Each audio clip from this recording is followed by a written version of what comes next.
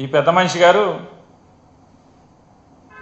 గూడు మారాడు, కొత్త గూడులో చేరి చంద్రబాబు చెప్పినట్టుగా చిలక పలుకులు పలుకుతున్నారు లోక్సభలో. వాస్తవాలు మాట్లాడితే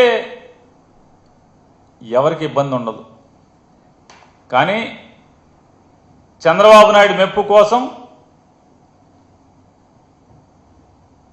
ఈ రకమైనటువంటి విషం చిమ్మే కార్యక్రమం